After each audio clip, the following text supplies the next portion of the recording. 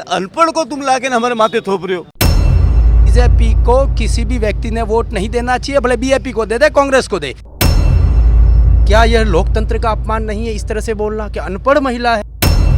अनपढ़ महिला को पढ़ा लिखा बताने के लिए आदरणीय विधायक महोदय जो स्वर्गीय थे वो 1.5 महीना जेल में रहे। ये बार बार बता रहे हैं अनपढ़ कहना गलत है, लेकिन हम एक तरफ तो मेरिट की बात करते हैं, योग्यता की बात करते हैं, और जब राजनीति में आते हैं तो वो योग्यता कहाँ गई? बाप पार्टी का सदस्य एमए है और कांग्रेस की सदस्य डबल एमए है, तो उसके पास ज्यादा एक्सपीरियंस है।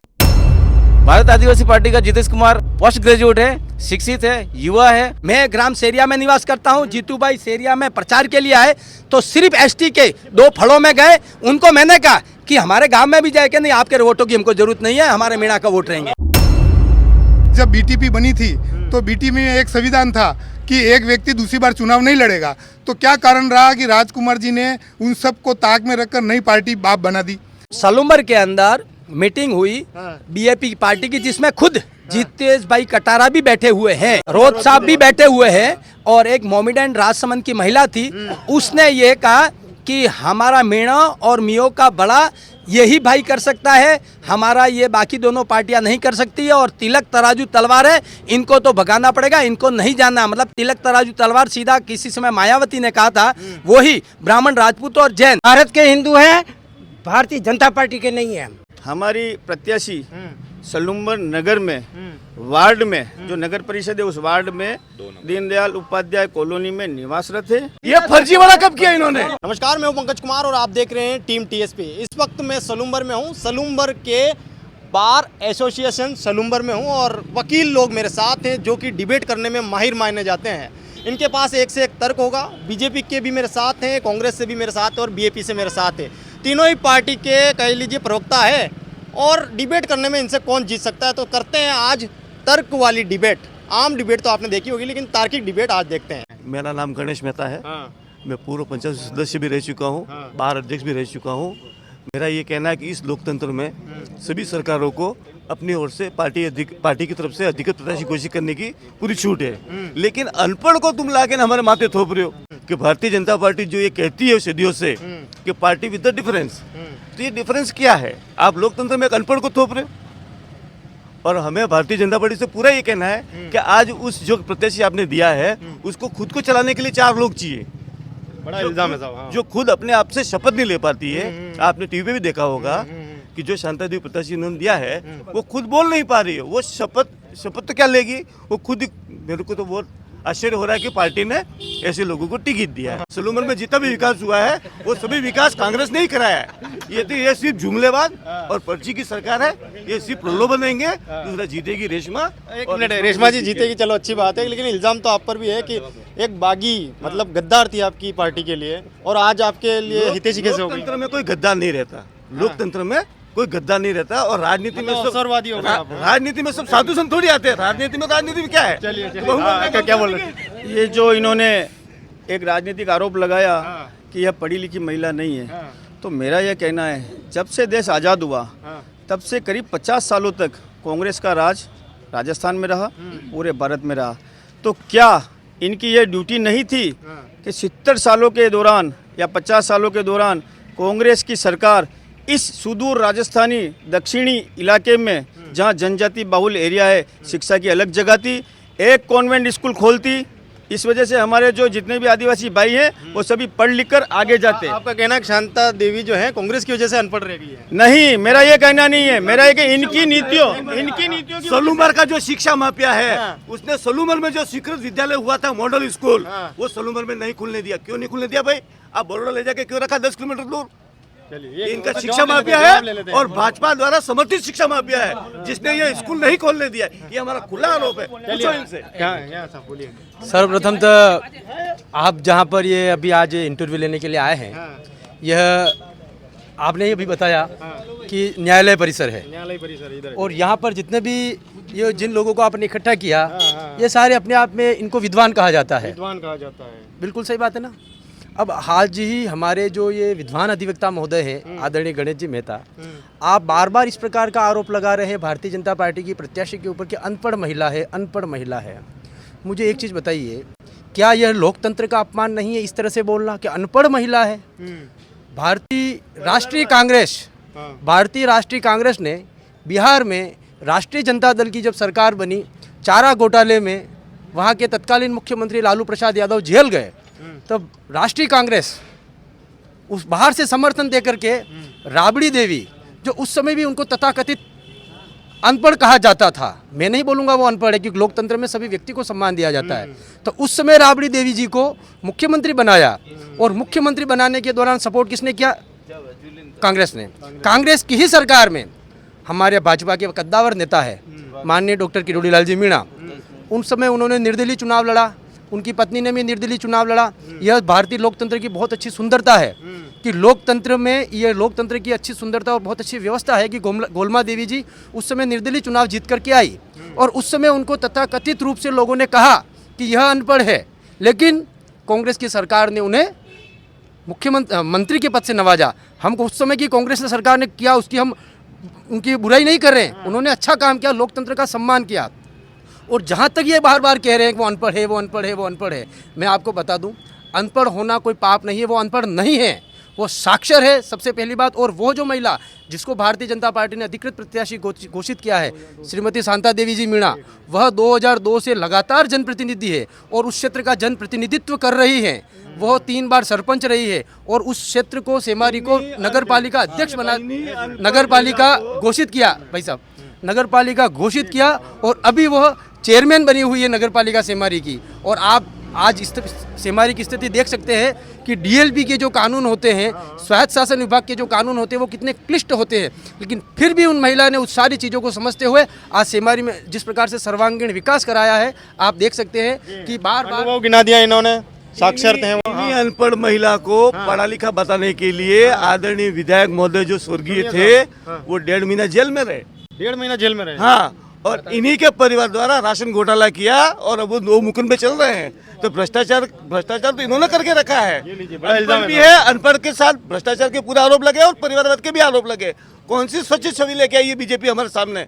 भ्रष्टाचार के आरोप लग रहे हैं। ये जो आरोप इन्होंने लगाया है, शायद इनकी जानकारी पूरी नहीं है। मैं बता दूं, यह एक राजनीतिक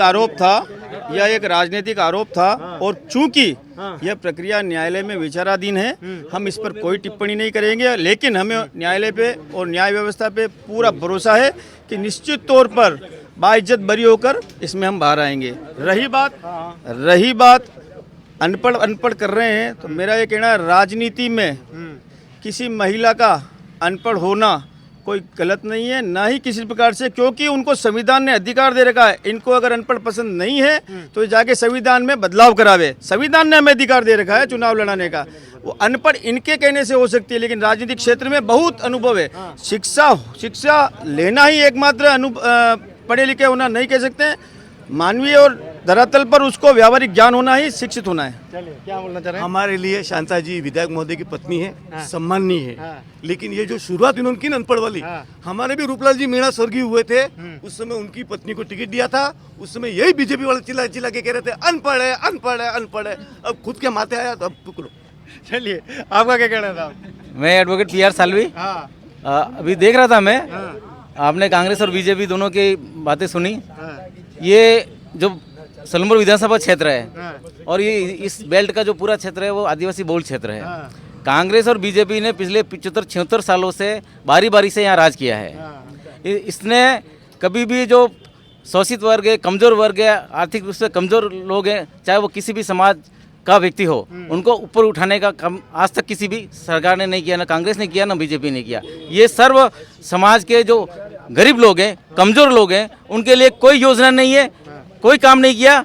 इस बार पिछले चुनाव में भारत आदिवासी पार्टी का गठन हुआ था और मैं शेड्यूल कास्ट से आता हूं और हम SC/ST के लोग, क्योंकि एक नए लोगों को मौका देना चाहते हैं। आपने बीजेपी कैंडिडेट देखा है, ये लोकतंत्र में ये बार बता रहे हैं अनपढ़ कहना गलत है, लेकिन हम एक तरफ तो मेरिट की बात करते हैं, योग्यता की बात करते हैं। जब बात आती है आरक्षण पर तो उस समय ये योग्यता की बात करते हैं, और जब राजनीति में आते हैं तो वो योग्यता कहाँ गई?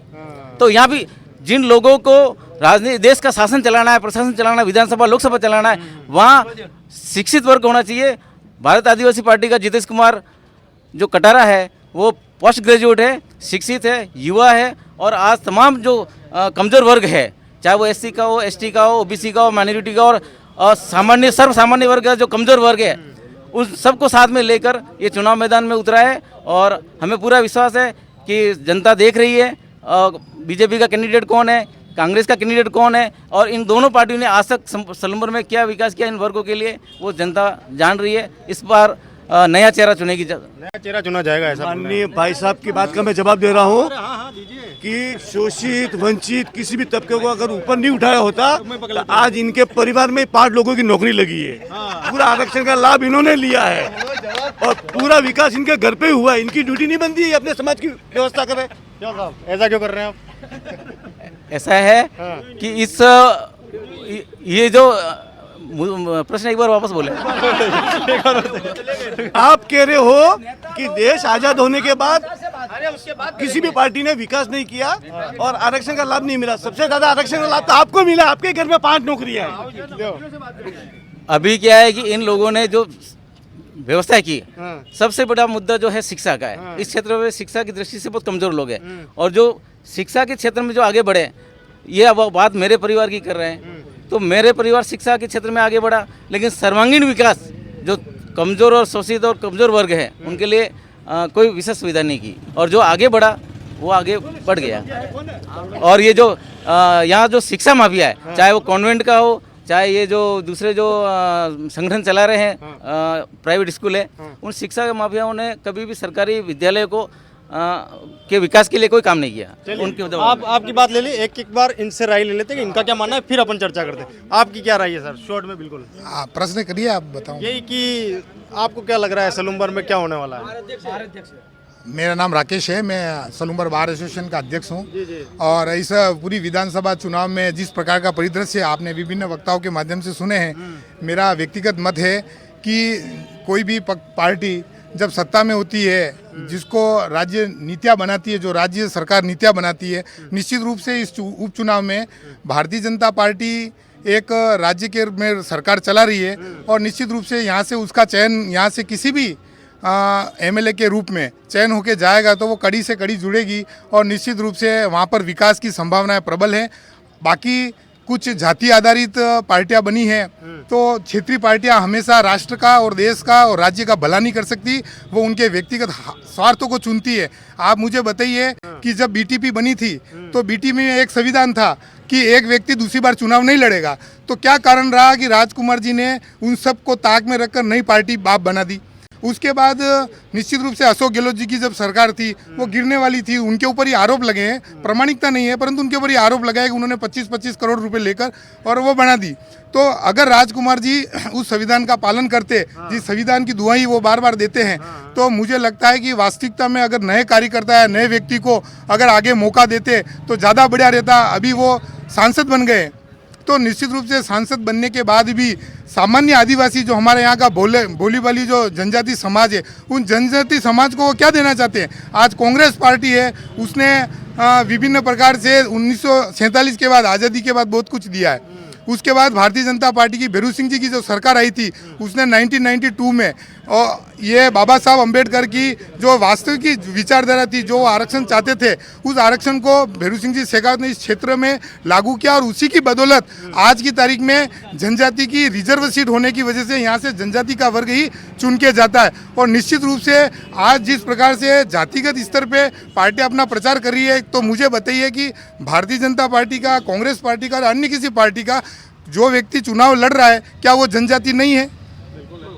तो जब जनजाति विषय आता है, आज बाप पार्टी डीलिस्टिंग का विरोध क्यों नहीं करती है, डीलिस्टिंग का सहयोग क्यों नहीं करती है? उसके बारे में मौन है, क्योंकि जिस जनजाति समाज ने इतने वर्षों तक जो झेला है, उस जनजाति समाज की जो मूल संस्कृति जिसके आधार पर उनको आरक्षण मिला आज, तो वो आरक्षण उन्हें नहीं मिल रहा है क्योंकि ईसाई मतांतरण यहाँ पर बहुत अधिक है और ईसाई मतांतरण होने की वजह से जो अपनी मूल संस्कृति छोड़कर ईसाई बन गए, परंतु ST वर्ग में होने और नाम होने की वजह से उसका लाभ ले रहे हैं। क्या वो हमारे यहाँ की बोली वाली जनजाति जो समाज है उसके साथ अत्याचार नहीं है? क्या उनके अधिकारों का हनन नहीं करती है? तो ऐसी स्थिति में उनको क्यों नहीं, उनका विरोध बाप पार्टी क्यों नहीं करती है? ऐसे जो प्रमुख मुद्दे हैं जनजातियों के, उस विषय पर जनजाति के जो बड़े लीडर हैं, जो अपने आप को जनजाति का मसीहा कहते हैं, वो लोग आज मौन क्यों हैं? चलिए, आपके बीजेपी पर आरोप है, बीजेपी के साथ में आप कड़ी से कड़ी जोड़ना चाह रहे हैं आप? हाँ जी जी, नहीं, हाँ बताइए। गैबीलाल मेहता, हाँ वैसे तो मैं कांग्रेस विचारधारा का आदमी हूँ, हाँ परंतु सत्य बात यह है कि अभी तीनों पार्टियों के नेताओं ने बड़ी बड़ी बातें की, तो अब हमारा हिंदुस्तान का अगर विकास करना है तो एजुकेशन सबसे प्रायोरिटी होनी चाहिए। एजुकेशन, हाँ, और अनुभव, तो एजुकेशन की बात करें, अनुभव की बात करें तो बीजेपी की शांता देवी 0 पे आ जाती है। 0 पे आ जाती है। उसके बाद एजुकेशन की बात करें तो बाप पार्टी का सदस्य और कांग्रेस की सदस्य दोनों, क्योंकि बाप पार्टी का सदस्य एमए है और कांग्रेस की सदस्य डबल एमए है, तो उसके पास ज़्यादा एक्सपीरियंस है। उसके अलावा वो 2 बार पंचायत प्रधान रही है और वर्तमान में पंचायत सदस्य है, तो राजनीति अनुभव उसके पास खूब अधिक है। अब मूल बात ये करें कि क्यों मेरा तो विरोध इस बात का है कि बीजेपी को किसी भी व्यक्ति ने वोट नहीं देना चाहिए, भले बीजेपी को दे, कांग्रेस को दे, क्योंकि बीजेपी ने यहाँ के आज तक एक भी लोकल एसटी के आदमी को टिकट नहीं दिया। अमृत जी को लेके आए खेरौड़ा से, शांता को लेके आए खेरौड़ा से, अर्जुन जी को खेरौड़ा से, फूलचंद जी को दरियावा से, एक भी विधायक इनको, एक भी एसटी आदमी इनको लायक नहीं मिला जो यहाँ का विधायक बन सके। आज शांता देवी के बारे में बात करें, जो न चल सकती है, न बोल सकती है, न पढ़ सकती है, समझने के लिए तो उम्र होगी है तो अनुभव होगा, पर ये मूल बात है, आम जनता के विकास के लिए आवश्यक है, और विकास के लिए आज वहाँ जाके विधानसभा में बोलना पड़े तो क्या बोलेंगे, इसलिए और एक भाई अपने हमारे अभी नई बीजेपी पार्टी आई है जिसके बड़े जोर शोर से, मैं तो ये कहना चाह रहा हूँ, क्या आप जाति के नाम से राजनीति करके जीत पाओगे? क्या राजस्थान में राज कर पाओगे? नहीं, आपको सार्वजनिक बात करनी चाहिए, सर्वहित की बात करनी चाहिए। आप कल परसों यहाँ कोई एक मीटिंग हुई बीजेपी की, प्रतिनिधि खुद की उपस्थिति में एक मोमिडेंट महिला ये कहती है इन तिरक तराजू तरवाज इनके तो 12 बजानी है, तो क्या हिंसात्मक था वो? हाँ, ऐसा? तो क्या आप इस बहस पे सत्ता में आ पाओगे?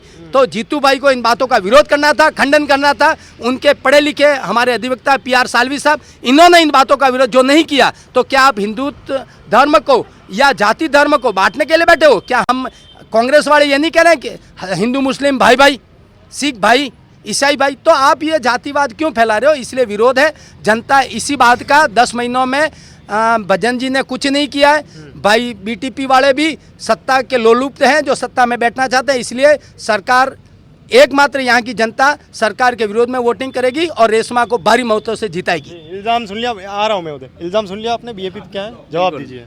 एक तो इन्होंने इल्जाम लगाया राजकुमार जी रोज साहब पे, तत्कालीन सरकार, गलत सरकार के समर्थन दिया था जो, क्योंकि उस समय जो परिस्थितियाँ थी वो इस देश के संविधान को बचाने की थी, तो संविधान को बचाने के लिए जो पार्टी आगे आ रही थी तो बीजेपी के उस समय समर्थन दिया था। और आरोप प्रत्यारोप करना आसान है, ये कहीं साबित नहीं हुआ है कि 25 करोड़ रुपए ले लिए, 50 करोड़ रुपए ले लिए, ये बिल्कुल ये अभी जो कुछ स्पीच हुई थी वो बताइए। गलत बात है। और इन्होंने कहा कि एक जाति की पार्टी, इसका नाम जरूर भारत आदिवासी पार्टी है, लेकिन आपने निर्वाचन आयोग में आप जाके देखिए, किसी भी पार्टी का रजिस्ट्रेशन होता है तो उसमें किसी जाति विशेष के नाम से पार्टी का रजिस्ट्रेशन नहीं होता है। उसमें स्पष्ट लिखा हुआ है कि ये तमाम वर्गों की पार्टी होगी तो ही वो राजनीतिक दल का उनको रजिस्ट्रेशन प्रमाण पत्र मिलता है।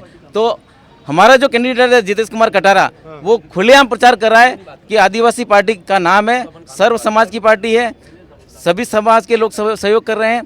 ठीक है, यहाँ जनसंख्या के जनसंख्या आदिवासियों की ज़्यादा है तो वो लोग ज़्यादा उनके साथ जुड़े हुए हैं, तो आप लोगों को लग रहा है कि ये सिर्फ आदिवासी की पार्टी है, जबकि ऐसा नहीं है, ये सभी समाज की पार्टी है और सभी वर्गों को साथ में लेकर चलने वाली पार्टी है। एक बीजेपी से लेना चाहता हूँ, तलवार वाला, एक बार क्या सवाल था आपका? ये था कि सलूमर के अंदर मीटिंग हुई बीजेपी की पार्टी की, जिसमें खुद जितेश भाई कटारा भी बैठे हुए हैं और रोज साहब भी बैठे हुए हैं, और एक मोमिडेंट राजसमंद की महिला थी, उसने ये कहा कि हमारा मीणा और मियो का बड़ा यही भाई कर सकता है, हमारा ये बाकी दोनों पार्टियां नहीं कर सकती है, और तिलक तराजू तलवार है, इनको तो भगाना पड़ेगा, इनको नहीं जानना। मतलब तिलक तराजू तलवार सीधा किसी समय मायावती ने कहा था, वही ब्राह्मण, राजपूत और जैन। तो क्या ये जातिवाद की नहीं है? अब आप भाई ने ये कहा कि सभी का प्रचार नहीं कर रहे हैं। मैं ग्राम सेरिया में निवास करता हूं, जीतू भाई सेरिया में प्रचार के लिए आए तो सिर्फ ST के 2 फलों में गए, उनको मैंने कहा कि हमारे गांव में भी जाए कि नहीं, आपके वोटों की हमको जरूरत नहीं है, हमारे मीणा का वोट रहेंगे। इल्जाम है साहब, बताइए। नहीं, ऐसा नहीं है। अभी कल मैं खुद उनके साथ में था और पूरे सलूमर बाजार में हम सभी समाज में प्रचार के लिए गए हैं। जितने भी यहाँ पूरे बाजार में हम निकले हैं, आप पूछ सकते हो, कल बाजार में मैं खुद साथ में था उनके प्रचार में, और तमाम वर्गों में हम प्रचार में जा रहे हैं। और तलवार वाला जो कुछ बोल और रहे हैं। एक जो इन्होंने बताया कि तिलक, तराजू और तलवार, ऐसा कोई बात नहीं है, और इस प्रकार की कोई बात करते हैं तो उसको हम समर्थन नहीं करते हैं। तो समर्थन नहीं करते तो वहाँ विरोध भी तो नहीं जताया फिर। खंडन नहीं कर रहे हैं आप, ये बोल रहे हैं। नहीं, हमारा हमारी हमारी हमारी हमारी हमारी हमारी हमारी हमारी हमारी हमारी जो लोकतांत्रिक व्यवस्था है, और वो हमारे बीजेपी पार्टी की कोई सदस्य नहीं थी, उसका हमारा पार्टी से कोई लेना देना नहीं है, वो हमारा पार्टी का कोई बयान भी नहीं है। चलिए, इनका ये खंडन है कि इनके पार्टी से जुड़े हुए इंसान नहीं हो। आपने जिस महिला के बारे में बताया उस और जो राजसमंद की घटना उन्होंने बताई थी, उसके बारे में बहुत स्पष्ट कहना चाहता हूं कि राजसमंद में गणेश चतुर्थी का जो जुलूस था, उस जुलूस पे जो मुस्लिम समाज के कुछ उद्दंडी लोग थे, उसमें से कुछ बच्चों ने वहाँ पर थूक और गाली गलौज की। उसके विरोध में हिंदू समाज ने वहाँ पर ज्ञापन और इस प्रकार का विरोध किया। तो मुस्लिम समाज के कुछ युवकों ने जाकर मंदिर में जो दलित समाज के लोग हैं, यादव जो दलित हैं, उन दलित युवक समाज के 2 बच्चों को उनके साथ मारपीट की। और जब मारपीट का मामला जब सामने आया तो विरोध इतना बढ़ गया कि उनको पुलिस को दबाव में वो कार्रवाई करनी पड़ी। और ऐसी स्थिति में जिस हिसाब से विरोधाभास के बयान हैं उस मोहतरमा के, उसने ये कहा कि हम दलित और जनजाति और मुस्लिम लोगों की जो एकता है, एक तरफ तो मुस्लिम दलित को मार रहा है, दूसरी तरफ आप मंच पे खड़े होकर तो दलित और मुस्लिम की दुआई दे रहे हो। और इसी प्रकार जिस प्रकार से आज जनजाति समाज के मोहन मीना की जो हत्याकांड हुआ, वो भी मुस्लिम समाज के कुछ युवकों के द्वारा हुआ। तो इस प्रकार से विरोधाभासी बयान करना मेरी समझ से परे है, क्योंकि जनजाति लोगों को कब तक आप भोली भाली जो जनता है, कोरा कागज है जिसपे कुछ भी छप जाता है, तो ऐसे जनजाति लोगों को जबरदस्ती इस आग में डालना, काकरी डूंगरी वाले घटनाक्रम में भी इस प्रकार से आंदोलन की आड़ में उन गरीब जनजाति लोगों को फंसाया, जिनके ऊपर आज की तारीख में मुकदमे हैं, उनकी कोई सुध नहीं है। और आने वाले समय में अगर न्यायालय किसी प्रकार का कोई निर्णय देता है तो निश्चित रूप से उनकी जो वास्तविक जो ज़मीनें हैं, उन ज़मीनों को जब्त करवा कर उन ज़मीनों को सरकार न्यायालय के आदेश से वो ज़मीनें भी वो खो सकते हैं। तो मेरा ये कहना है कि इस पूरे क्षेत्र में जो वर्षों से समभाव से एक साथ जो रहते हैं, ऐसे में जातिगत द्वेषता फैलाकर इस पूरे क्षेत्र को अराजकता के हवाले नहीं करे, और इसलिए जनता सही चुनाव करे, ऐसा मेरा आग्रह। बोलना चाह रहे हैं, एक मिनट, आ रहा हूँ, उधर ही आ रहा हूँ। भारत एक लोकतांत्रिक और संवैधानिक तरीके से चलने वाला देश है।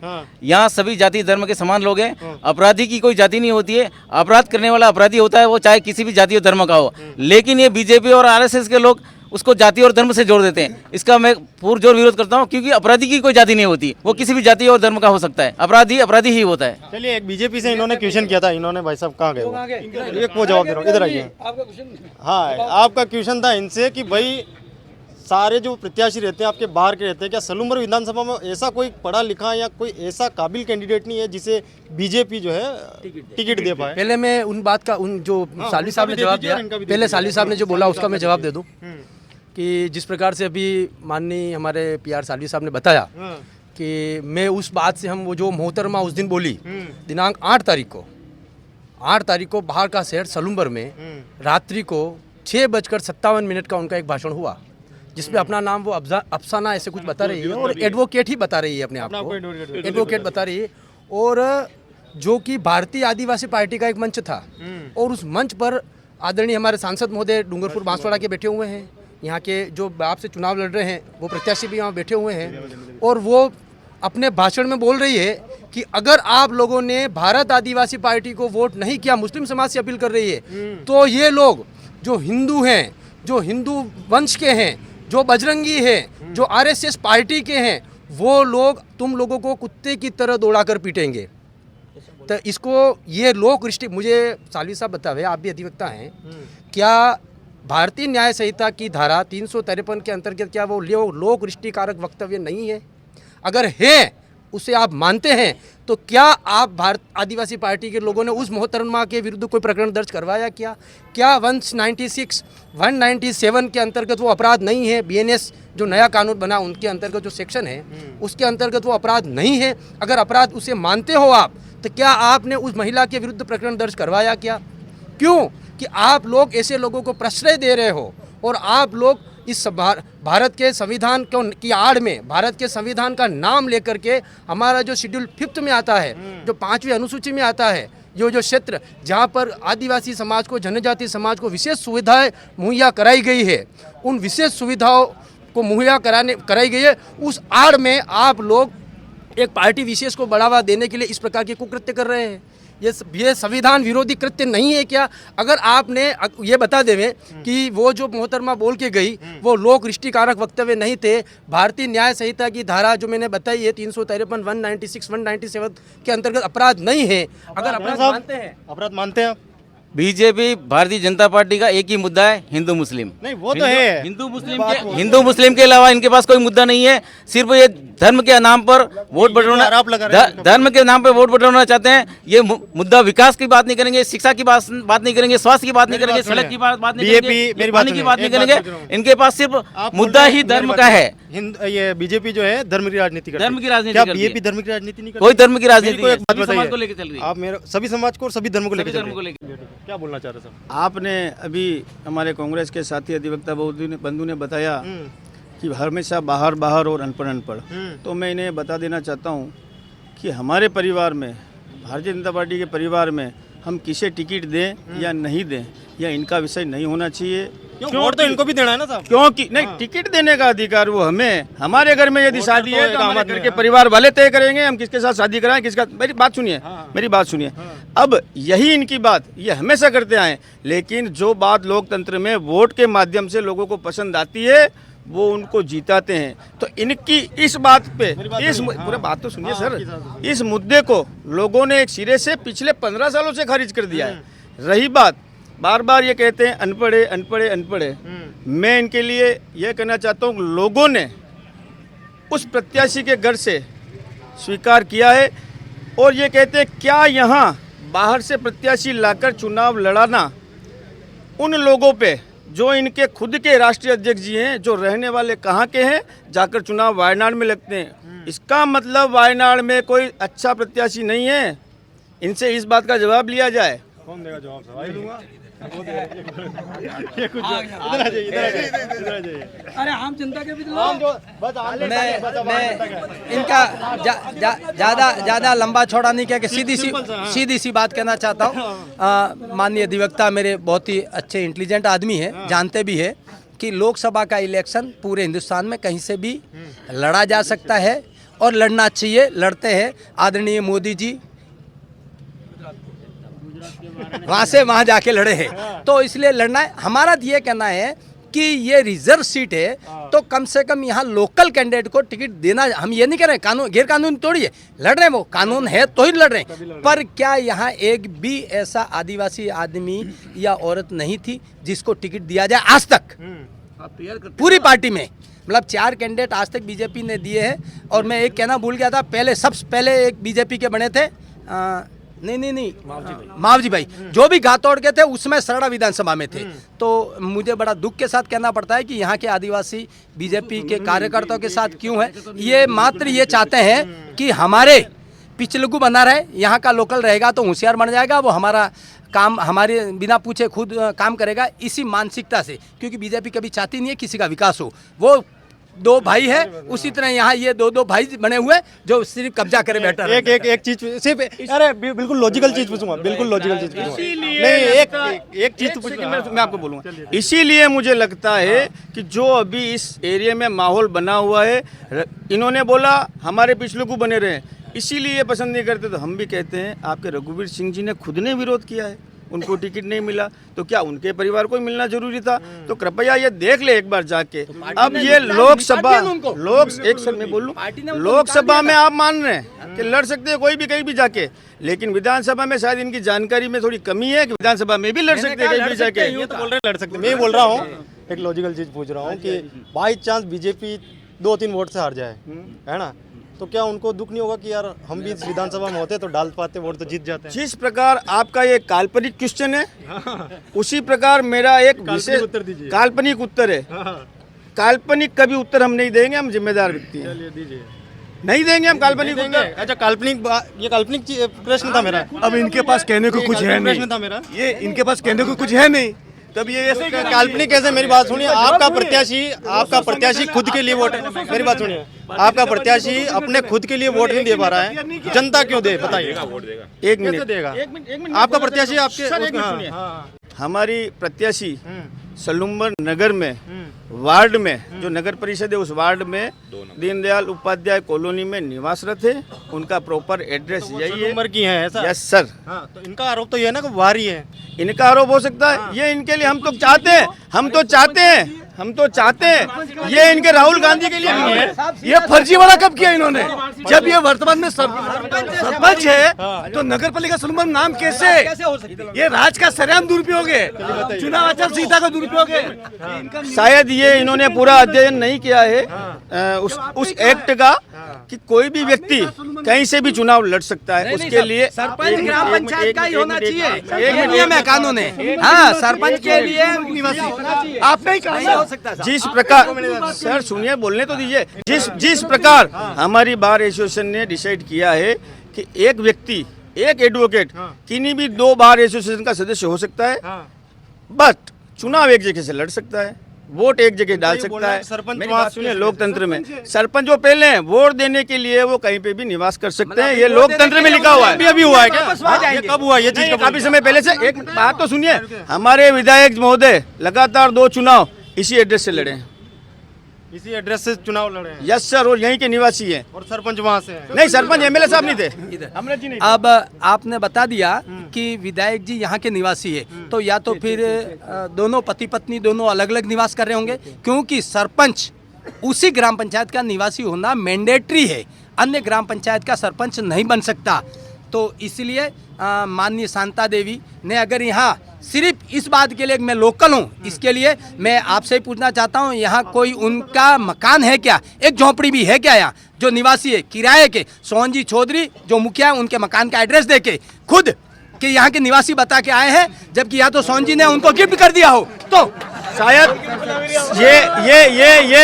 ये जो इन्होंने जानकारी दी है, शायद इनकी आधी अधूरी जानकारी। इन्होंने जो घोषणा पत्र हमने पेश किया है इलेक्शन में, उसमें शायद इन्होंने अध्ययन नहीं किया है।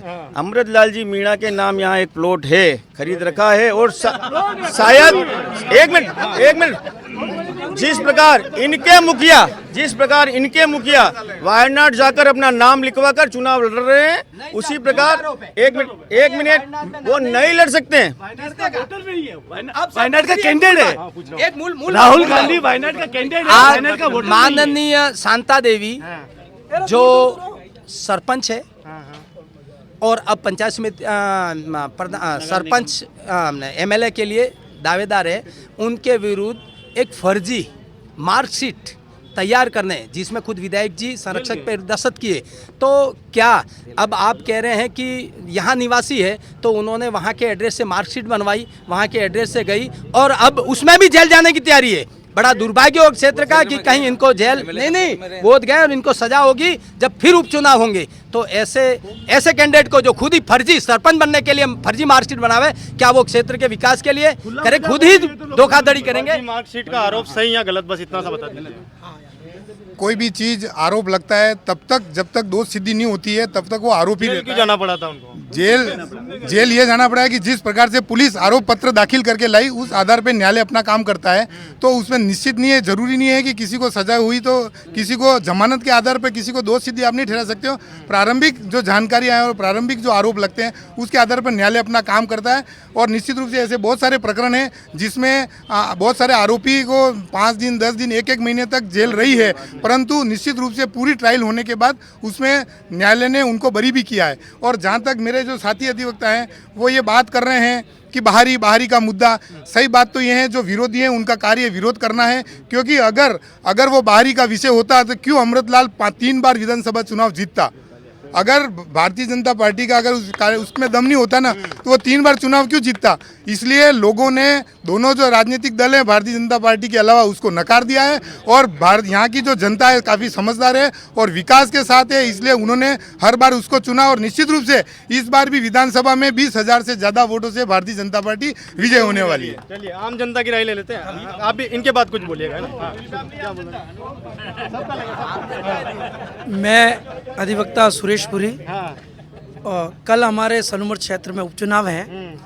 अभी सभी अधिवक्ता जिस जिस पार्टी से संबंध रखते हैं उन्होंने अपने अपने विचार प्रकट किए हैं और चुनाव के समय हर पार्टी अपना प्रत्याशी जिताने के लिए आरोप प्रत्यारोप तो लगाते ही रहते हैं और जो काम होते हैं उनको गिनाते हैं।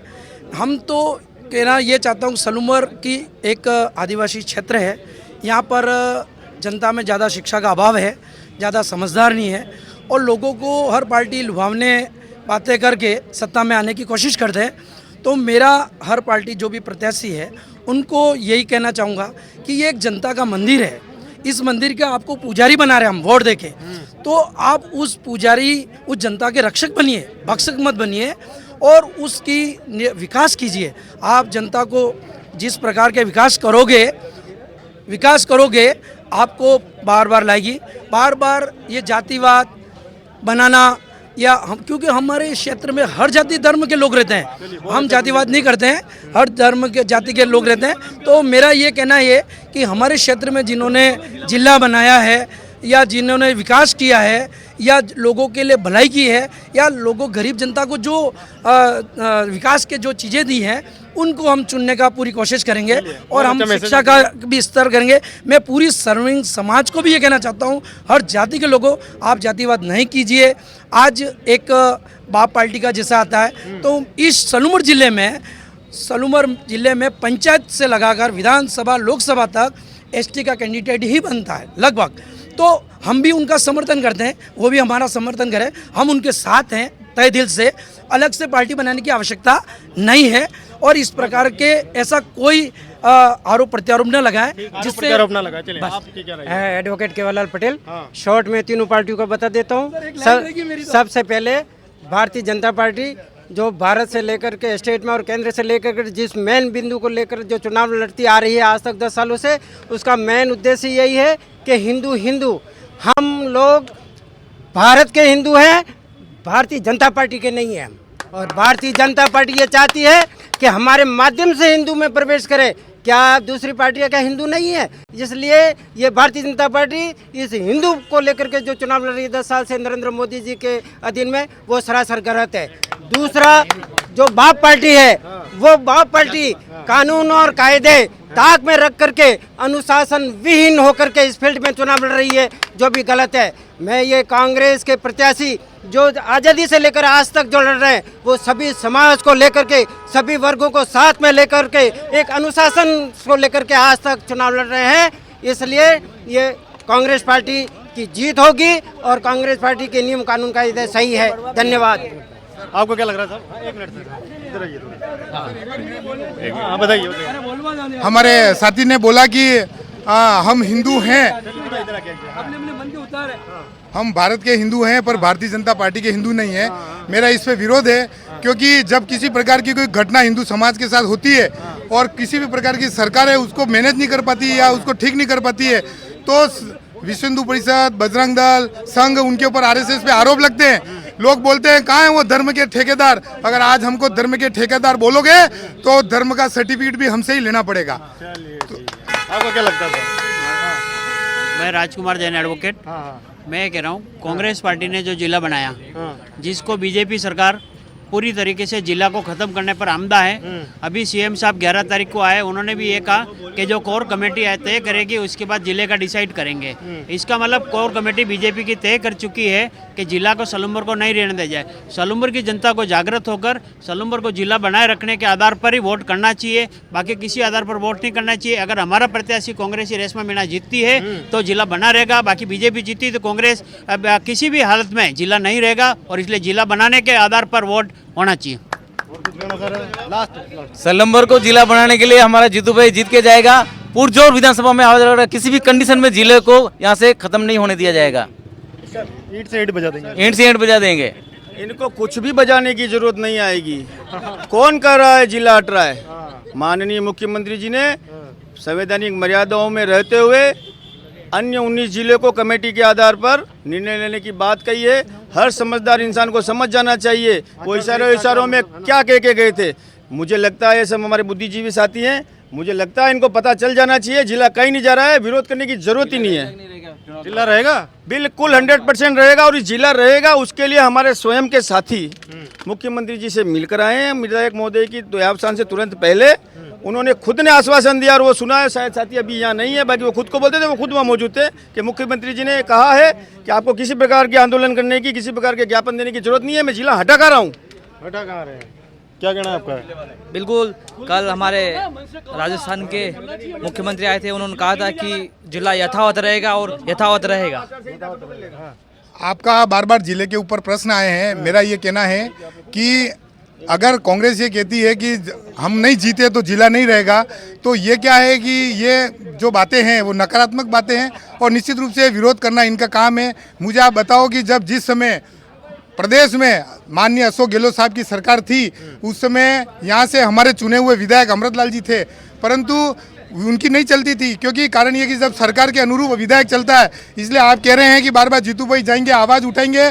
मेरा एक कहावत है इसके ऊपर कि नक्कार खाने में तूती की आवाज़ सुनता कौन है। अगर कोई यहाँ से एमएलए बन के भी जाएगा तो निश्चित रूप से राज्य की जो नीति तय करने वाली सरकार है वही डिसीजन लेती है कि करना क्या है। और ऐसी स्थिति में जहाँ जिले का प्रश्न है, निश्चित रूप से यहाँ जिला कलेक्टर, माननीय एसपी साहब, यहाँ का एडीएम साहब, सभी जो पोस्टें हैं, जिले स्तर की जो पोस्टें हैं वर्तमान में जो खाली थी, जो इस यशस्वी सरकार ने उन सभी पोस्टों को भरा है। और कल भी माननीय मुख्यमंत्री जी का जो उद्बोधन था उसमें भी उन्होंने कहा किसी के चक्कर में आने की आपको ज़रूरत नहीं है, निश्चित रूप से विकास होगा। और जिले के बारे में, उसके विकास में, और मैं तो ये कहना चाहता हूँ न्यायालय की दृष्टि से भी और अधिवक्ता की दृष्टि से भी कि जिस प्रकार का जिले का विकास होगा उसमें साबला, आसपुर, कल्याणपुर और कानोड़ और दरियावत का कुछ हिस्सा शामिल होना चाहिए। न्याय क्षेत्र बढ़ना चाहिए, जिससे यहाँ की आदिवासी जो जनसंख्या है, हमारी यहाँ की जनजाति, जिला बना न्याय मिले।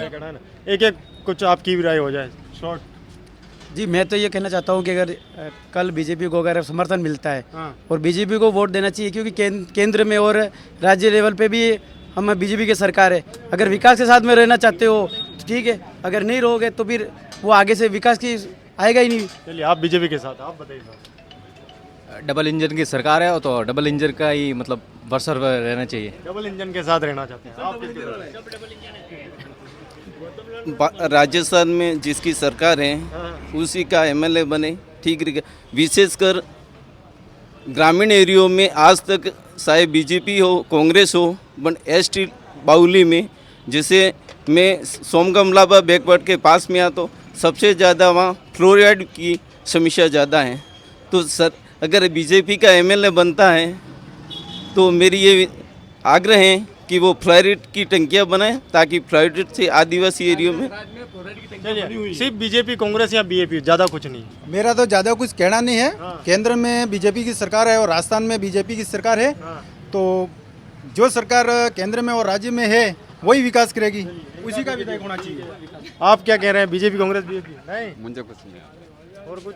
कांग्रेस जीतेगी। कांग्रेस जीतेगी, भाजपा जीतेगी यहाँ से प्रचंड मतलब। आपको क्या लग रहा था? जैसा कि केंद्र में भाजपा की सरकार है, भाजपा जीतेगी, तो भाजपा ही जीतेगी। ठीक है। आपको क्या लग रहा था? बीजेपी आना चाहिए। बीजेपी। आपका रेशमा जीत गई। चलिए, ठीक है।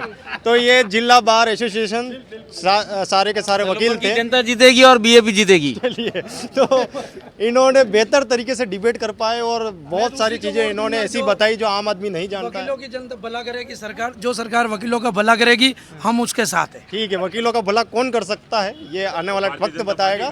मैं हूं पंकज कुमार, आप देख रहे हैं टीम टीएसपी सलूम्बर से था। आपको ये डिबेट कैसी लगी कमेंट में बॉक्स में जरूर बताइए। धन्यवाद।